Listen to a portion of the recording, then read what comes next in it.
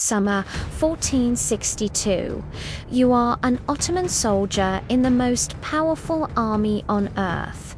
You have conquered Constantinople and toppled empires, and now you march into Wallachia to crush a rebel prince. Then you smell it: rot, death, and a sweet, sickening odor of decomposing flesh. Your column slows. As you round the hill near the capital, you see it, a forest, but the trees are human beings. 20,000 of your comrades lifted into the air on wooden stakes, arranged in perfect geometric rows. Some are still screaming. Your sultan takes one look and turns the army around. This was not madness. It was strategy cold, calculated, horrifyingly effective. If you're fascinated by the documented psychological breaking points that created history's most notorious figures, hit subscribe. We're just getting started with how this broken boy became something far worse than his captors ever imagined.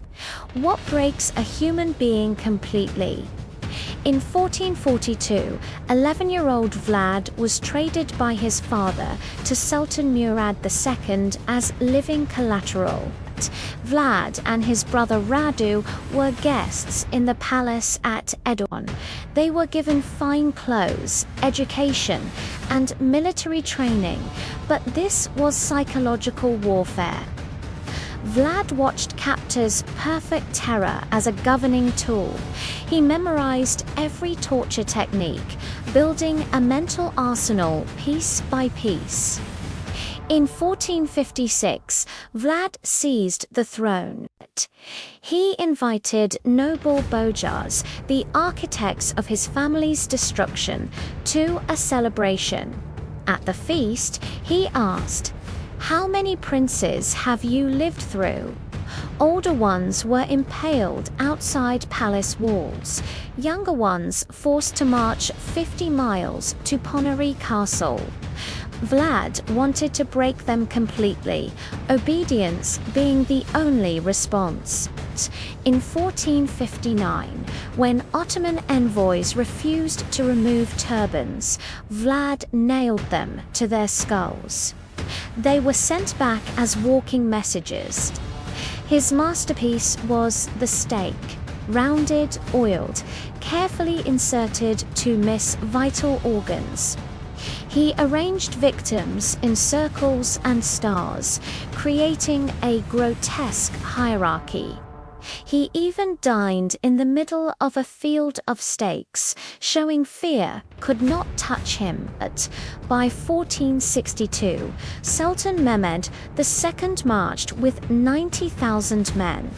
Vlad responded with scorched earth, poisoning wells, burning fields, forcing his people into the mountains.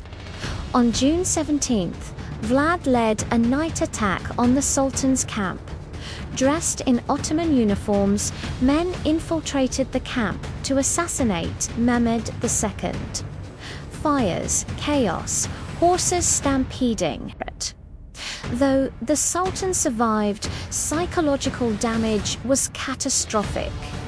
When the Sultan reached Targoviste, he found the 2-mile field of Impaled. At the center was Hamza Pasha, a high-ranking commander. Mehmed II stood in silence, realizing he faced a mind that had evolved terror beyond the Ottomans' imagination. He ordered a retreat. Vlad had won the war of minds. Terror eventually devours its wielder. Vlad was imprisoned by allies, killed in 1476. His head was cut off, preserved in honey, and sent to Constantinople. He wasn't supernatural. Everything he did was human. The forest of Impaled was applied psychology. If you want to uncover uncomfortable truths that textbooks bury, subscribe and check out our playlist. Beyond the battlefield, Vlad's cruelty became a tool of psychological warfare.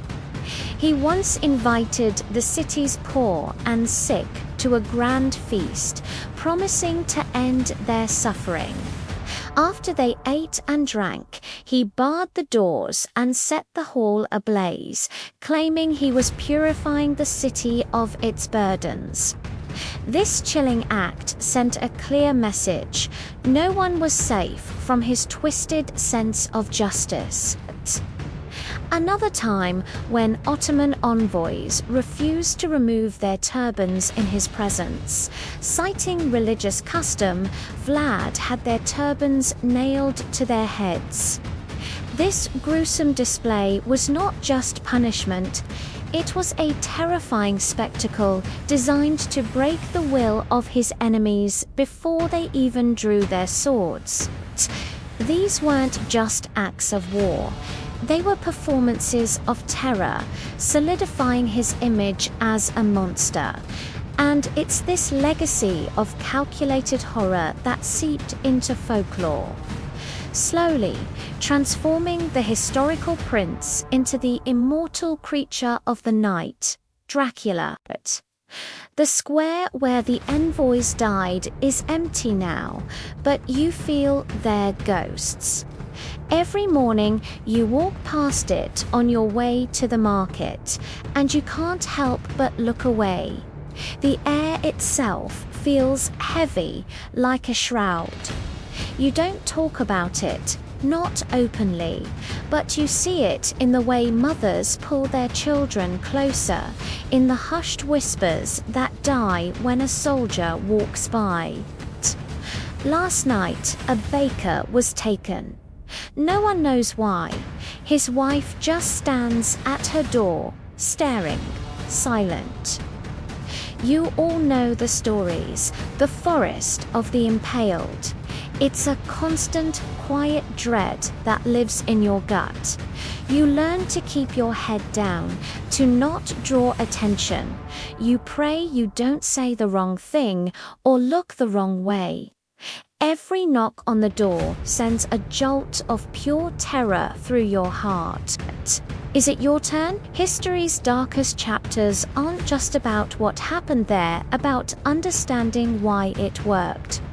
Like this video to explore more calculated horrors of the past.